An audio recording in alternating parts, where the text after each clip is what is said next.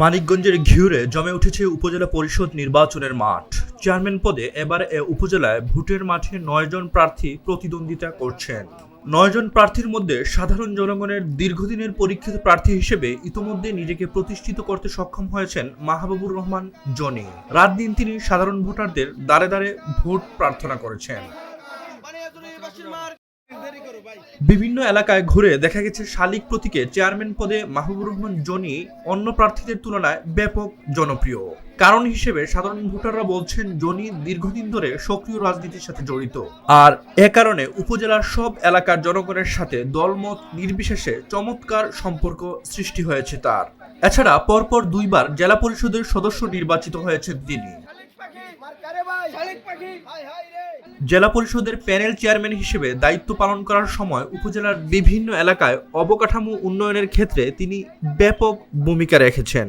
সনাতন ধর্মাবলম্বীদের বেশিরভাগ লোকের পছন্দের প্রার্থী হিসেবে সবার থেকে এগিয়ে রয়েছেন তিনি। ঘিওর উপজেলার তরা এলাকার বীর মুক্তিযোদ্ধা উসমান গনি কালের কণ্ঠকে বলেন, জনি শুধু নির্বাচন বলে না, সে সব সময় বিপদগ্রস্ত অসহায় লোকের পাশে দাঁড়ায়। তিনি জনগণ নিয়েই আছে আর জনগণও তার সাথে আছে। উনি হলো শুধু নির্বাচন বলতে না, নির্বাচন ছাড়াও উনি সর্বসময়ই জনগণের সাথে সম্পৃক্ততা থাকে এবং মানুষের পাশে দাঁড়ায়, বিপদগ্রস্ত মানুষের পাশে দাঁড়ায়। উনি সর্বসময়ই যারা অসহায় মানুষ তাদের পাশে দাঁড়ায়। উনি জনগণ নিয়েই আছে, জনগণ ওনার সাথে আছে। কয়েকজন সনাতন ধর্মাবলম্বী ভোটার জানান, কেউ তার কাছে গেলে খালি হাতে ফেরে না। বিশেষ করে হিন্দু সম্প্রদায়ের লোকেরা তাকে আস্থার মানুষ হিসেবে চেনে।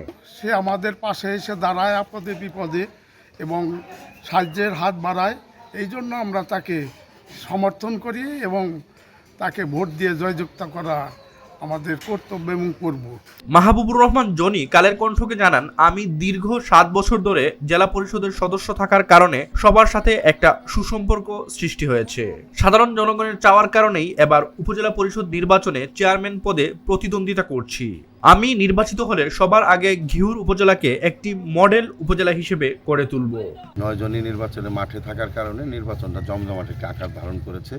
তো আমি আশা করি যে ইনশাল্লাহ নির্বাচন যত জমজমাট হবে তত আমার জন্য মঙ্গল। আমি মনে করি ভোটাররা যত ভোট কেন্দ্রে যাবে তত আমার জন্য মঙ্গল। যখনই আমাকে বিভিন্ন পূজা উৎসবে দাওয়াত দেওয়া হতো সেই সমস্ত জায়গায় আমি আগের থেকে অংশগ্রহণ করতাম। সেটাও এখন আমার নির্বাচনে একটি গুরুত্বপূর্ণ সহায়ক ভূমিকা হিসাবে পালন করছে।